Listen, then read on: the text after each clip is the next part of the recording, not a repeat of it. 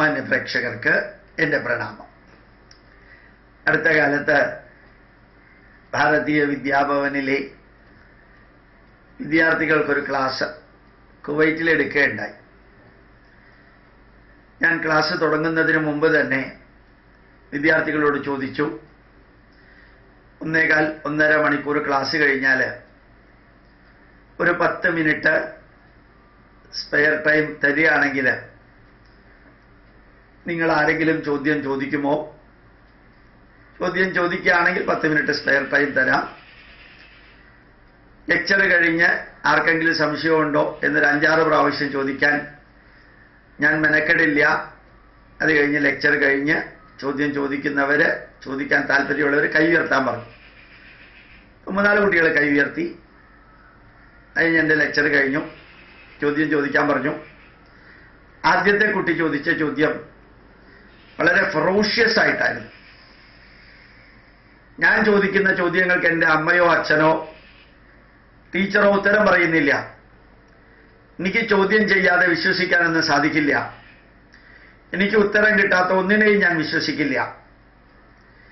വളരെ ഷാർപ്പായിട്ടായിരുന്നു ഒരു പെൺകുട്ടിയുടെ കമന്റ്. സാർ എന്ത് പറയുന്നു എന്ന് ചോദിച്ചത് നിർത്തി. ഞാൻ ആ കുട്ടിയോട് പറഞ്ഞു, ആ കുട്ടി ചോദിക്കുന്ന എല്ലാ ചോദ്യങ്ങൾക്കും അമ്മയോ അച്ഛനോ അധ്യാപികയോ അധ്യാപകനോ ഉത്തരം പറയാൻ ശ്രമിക്കുന്നത് നല്ല കാര്യമാണ്. ഉത്തരം പറയാൻ സാധിച്ചാലും നല്ല കാര്യമാണ്. ഉത്തരം പറയുന്ന ലെവലിലേക്ക് അവർ ഉയരേണ്ടത് നല്ല കാര്യമാണ്. പക്ഷെ അറിയാത്ത പല കാര്യങ്ങളെക്കുറിച്ചും തെറ്റായിട്ടുള്ളത് വിവരിച്ചു കൊടുക്കണം എന്നൊരു ബാധ്യത അധ്യാപകർക്കോ മാതാപിതാക്കൾക്കോ ഇല്ല. താൻ ആദ്യം ചെയ്യേണ്ടത് താൻ അറിയാൻ ആഗ്രഹിക്കുന്ന കാര്യങ്ങളെക്കുറിച്ച് തൻ്റെ ചോദ്യം എന്താണോ അത് സ്വയം ചോദിച്ച് ഉത്തരം ആരിൽ നിന്നെങ്കിലൊക്കെ കണ്ടുപിടിക്കാൻ ശ്രമിക്കുക. ഇന്റർനെറ്റ് ഉണ്ട്, ഗൂഗിൾ സെർച്ച് ഉണ്ട്, അൾട്രാ മോഡേൺ IT ഫെസിലിറ്റീസ് ഉണ്ട്. അതെല്ലാം കൊണ്ട് തൻ്റെ ചോദ്യത്തിന് ഉത്തരം കണ്ടുപിടിക്കേണ്ട ഉത്തരവാദിത്വം തനിക്കാണ്. ആചാര്യാത് പാദമാദത്തെ, അധ്യാപകരിൽ നിന്ന് കാൽഭാഗം അറിവേ ലഭിക്കുള്ളൂ എന്ന് ഉറപ്പിച്ച് മനസ്സിലാക്കുക. പാദം ശിഷ്യസ്വമേധയ, കാൽഭാഗം അറിവ് തന്നെത്താനെ ഉണ്ടാക്കേണ്ടതാണ്. പാദം സബ്രഹ്മചാരിഭ്യ, അച്ഛനും അമ്മയും ഉൾപ്പെടെയുള്ള കൂട്ടത്തിലുള്ളവരുടെ അടുത്തുനിന്ന് കാൽഭാഗം അറിവേ പ്രതീക്ഷിക്കേണ്ട ആവശ്യമുള്ളൂ. ശേഷം കാലക്രമേണ ചില അറിവുകൾ ചോദിക്കുന്ന സമയത്ത് തന്നെ കിട്ടിയെന്ന് വരില്ല. കാലക്രമത്തിൽ ജീവിച്ച് മുമ്പോട്ട് പോകുമ്പോഴേ കിട്ടുള്ളൂ. വാശിയോ പകയോ വെച്ച് ഞാൻ ചോദിക്കുന്ന ചോദ്യങ്ങൾക്കെല്ലാം നിങ്ങൾ ഉത്തരം പറഞ്ഞാലേ ഞാൻ അതിൽ വിശ്വസിക്കുള്ളൂ എന്ന് പറയാനുള്ള അവകാശം തനിക്കില്ല. പല മാതാപിതാക്കൾക്കും ഒരു ധാരണയുണ്ട്, എൻ്റെ മക്കൾ ചോദിക്കുന്ന ചോദ്യങ്ങൾക്ക് എനിക്ക് ഉത്തരം പറയാൻ പറ്റണില്ല, അതുകൊണ്ട് എൻ്റെ മക്കൾ പലതിലും വിശ്വസിക്കുന്നില്ല. മക്കൾ വിശ്വസിക്കണോ വേണ്ടയോ, എങ്ങനെ ജീവിക്കണോ വേണ്ടയോ എന്ന് തീരുമാനിക്കാനുള്ള സ്വാതന്ത്ര്യം അവർക്കുണ്ടെങ്കിലും ഞാൻ ആരോടെല്ലാമാണോ ചോദ്യം ചോദിക്കുന്നത് ആ ചോദ്യം കേൾക്കുന്നവരെല്ലാം എൻ്റെ ചോദ്യങ്ങൾക്ക് എനിക്കിഷ്ടപ്പെടുന്ന വിധത്തിൽ ഉത്തരം പറയണമെന്ന് അവകാശപ്പെടാൻ തനിക്ക് ഒരു അവകാശവുമില്ല. അന്വേഷിച്ച് കണ്ടുപിടിക്കേണ്ട ഉത്തരവാദിത്വം +1 ലെവലിൽ പഠിക്കുന്ന തൻ്റേത് കൂടിയാണ് എന്നൊന്ന് അടിച്ചു പറഞ്ഞപ്പോൾ ആ കുട്ടി അടിമുടി മാറുകയുണ്ടായി. ഞാനിത് നിങ്ങളോടും പറയുന്നു. നമ്മളുടെ മക്കളോ ലോകത്തിൽ ആരെങ്കിലുമൊക്കെ ചോദ്യം ചോദിക്കുന്നതിൻ്റെ ഉത്തരം പറയാനുള്ള ഉത്തരവാദിത്വവും പൂർണ്ണമായിട്ട് നമുക്ക് സാധ്യമല്ല. ചോദിക്കുന്നവർക്ക് ഏത് കാര്യങ്ങളും ചോദിക്കാം. ഉത്തരം പറയുന്നവന് അതിൻ്റെ ഉത്തരം മാത്രമേ പറയാൻ പറ്റുള്ളൂ. അത് അറിയണമെന്ന് നിർബന്ധമില്ല. അറിയാനുള്ള സമയം ഉണ്ടായിരുന്നു വരില്ല. ആ വിഷയത്തോട് വലിയ താല്പര്യം ഉണ്ടാവണമെന്നില്ല. അതുകൊണ്ട് തന്നെത്താനെ കൂടി കണ്ടുപിടിക്കാൻ പറയുക. ഈശ്വരനുണ്ടോ എന്ന് ചോദിച്ചാൽ ഉണ്ടോ ഇല്ലയോ എന്ന് അന്വേഷിക്കുക. ഞാൻ കണ്ടിട്ടില്ല, നീയും അന്വേഷിക്കുക. ഞാൻ ഈശ്വരനിൽ വിശ്വസിക്കില്ല, ഇന്നല്ലെങ്കിൽ നാളെ വിശ്വസിക്കേണ്ടി വരും. അച്ഛനും അമ്മയ്ക്കും വേണ്ടിയിട്ടോ അല്ലെങ്കിൽ വേറെ ആർക്കെങ്കിലും വേണ്ടിയിട്ടോ നീ ഒന്നിലും വിശ്വസിക്കേണ്ട എന്നുകൂടി പറയാൻ പഠിക്കുക. ഇതായിരുന്നു ഞാൻ കൊടുത്ത ഒന്നാമത്തെ ഉത്തരം. രണ്ടാമത്തെ ചോദ്യം ചോദിച്ചത് റിലീജിയനും സയൻസും തമ്മിലുള്ള ബന്ധം എന്താണ്? ഞാൻ അയാളോട് പറഞ്ഞു, മറ്റ് 9 മതങ്ങൾ ലോകത്തിലുള്ളതിൽ 8 മതവും റിലീജിയനിൽ അടിസ്ഥാനമാക്കിയിരിക്കുന്നതാണ്. പക്ഷെ ഭാരതത്തിൽ മാത്രം ആത്മീയതയിൽ അടിസ്ഥാനമാക്കിയിരിക്കുന്നതാണ്. ഭാരതത്തിൽ ആത്മീയത മതമല്ല, മറ്റ് മതങ്ങളിൽ മതം അഭിപ്രായമാണ്. അത് ആത്മീയതയെക്കുറിച്ചുള്ള അഭിപ്രായമാണ്. ക്രിസ്തുമതം എന്ന് പറയുന്നത് യേശു ക്രിസ്തു ആത്മീയതയെക്കുറിച്ച് പറഞ്ഞിരിക്കുന്നതാണ്.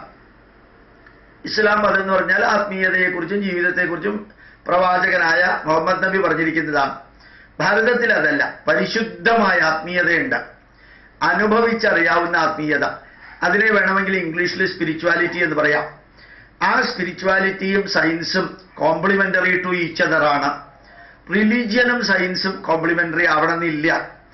റിലീജിയൻ എന്ന് പറയുന്നത് ആ വ്യക്തിയുടെ ഒപ്പീനിയനാണ്, അത് സയൻസിനോട് ചേരണമെന്ന് നിർബന്ധമില്ല. സ്പിരിച്വാലിറ്റിയും അതുപോലെ സയൻസും they are complementary to each other. എങ്ങനെയാണ് ഇത് സംഭവിക്കുന്നത്? ഭാരതത്തില് സ്വന്തം അമ്മ എന്ന് പറയുന്നത് മറ്റേതൊരു സ്ത്രീയെ പോലെയും അനാറ്റമിക്കലി ഒരു സ്ത്രീയാണ് അമ്മ. അതാണ് സയൻസ്, അമ്മയെക്കുറിച്ചുള്ള സയൻസ്, അച്ഛനെ കുറിച്ചുള്ള സയൻസ്. പക്ഷെ അമ്മയോട് നമുക്ക് തോന്നുന്ന ആ ബന്ധം മാതൃദേവോ ഭവ, അച്ഛനോട് നമുക്ക് തോന്നുന്ന ബന്ധം പിതൃദേവോ ഭവ, അതാണ് സ്പിരിച്വാലിറ്റി. വായു, ഈ ലോകത്തിലെ സർവ്വചരാചരങ്ങൾക്ക് നിലനിൽക്കാൻ ആവശ്യമായിട്ടുള്ള ഹൈഡ്രജനും ഓക്സിജനും നൈട്രജനും കാർബൺ ഡൈ ഓക്സൈഡും എല്ലാം ചേർന്നിരിക്കുന്ന ഗ്യാസുകളുടെ കോമ്പിനേഷൻ ആണെന്നുള്ളത് സയൻസ്. അതില്ലെങ്കിൽ ഈ ലോകത്തില് ഒന്നിനും നിലനിൽക്കാൻ സാധിക്കില്ലെന്ന് അറിഞ്ഞുകൊണ്ട് ആ വായുവിനെ ദേവതുല്യമായിട്ട് ആരാധിക്കുന്നത് വായുവിൽ കാണുന്ന ആത്മീയത. വെള്ളം ഇല്ലാതെ ലോകത്തിൽ ഒന്നിനും നിലനിൽക്കാൻ സാധിക്കില്ല. വെള്ളം എന്ന് പറയുന്നത് H2O ആണ്. അത് ഗോദാവരിയിലാണെങ്കിലും കൃഷ്ണയിലാണെങ്കിലും യമുനയിലാണെങ്കിലും ഗംഗാനദിയിലാണെങ്കിലും വെള്ളം എന്ന് പറയുന്നത് H2O ആണ്. അത് സയൻസ്. ആ നദിയെ പരിശുദ്ധമായിട്ടും അതിലെ വെള്ളത്തെ തീർത്ഥമായിട്ടും കണക്കാക്കി അതിനെ പൊള്യൂട്ട് ചെയ്യാതെ ധന്യമായിട്ട് അമ്മയെ പോലെ അതിനെ ആരാധിക്കാൻ സാധിക്കുമ്പോഴാണ് അതിൽ ആത്മീയത ഉണ്ടാവുന്നത്. അപ്പോൾ സയൻസും ആത്മീയതയും എതിരല്ല. ഭാരതം എന്ന് പറയുന്നത് ജിയോളജിക്കലി ഒരു ഭൂവിഭാഗമാണ്, അത് സയൻസ്. ആ ഭാരതത്തെ ഭാരത മാതാവായിട്ട് കാണുന്നത് ആത്മീയത. അതേപോലെ തന്നെ ഈ ഭൂമിയെ ഭൂമാതാവായിട്ട് കാണുന്നത് ആത്മീയത.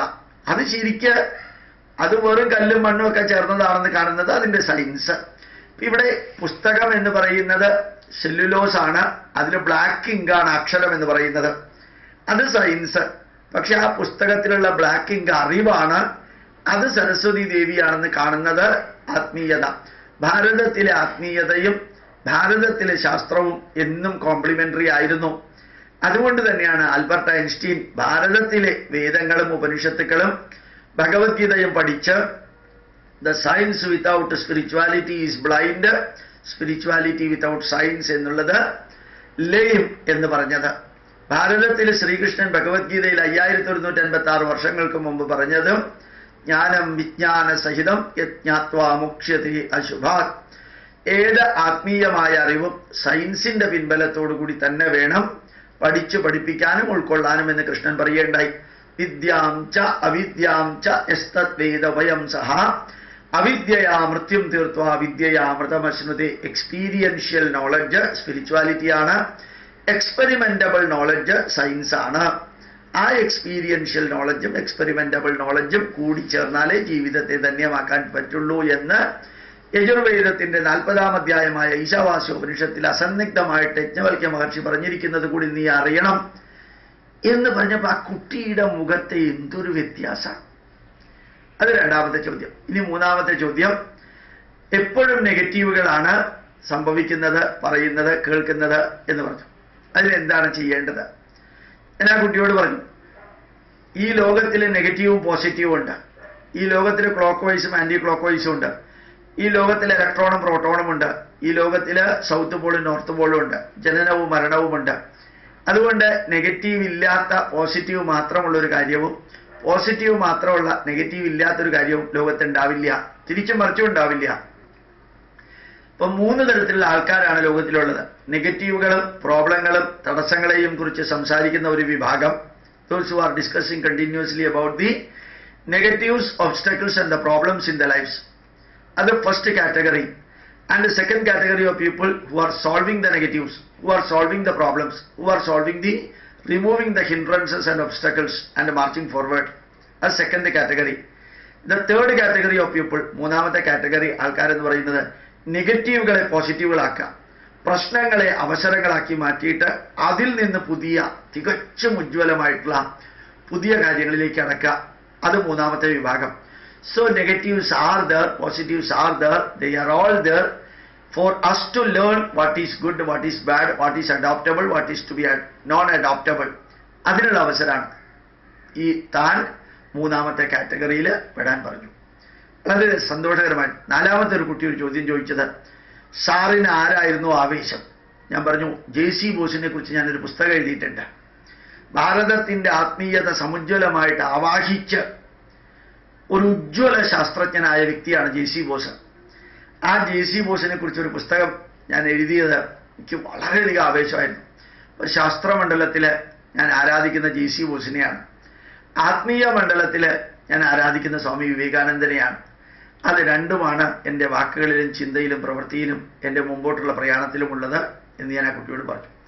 ശരിക്ക് ഭാരതീയ വിദ്യാഭവനിലെ ആ വിദ്യാർത്ഥികൾ ചോദിച്ച ചോദ്യങ്ങൾക്ക് ഉത്തരം പറഞ്ഞു കഴിഞ്ഞപ്പോൾ അവിടുത്തെ അന്തരീക്ഷത്തിലുണ്ടായ ഒരു മാറ്റമോ അല്ലെങ്കിൽ ആ അന്തരീക്ഷത്തിൽ നിലനിന്ന രീതിയോ വിവരണാതീതമായിരുന്നു.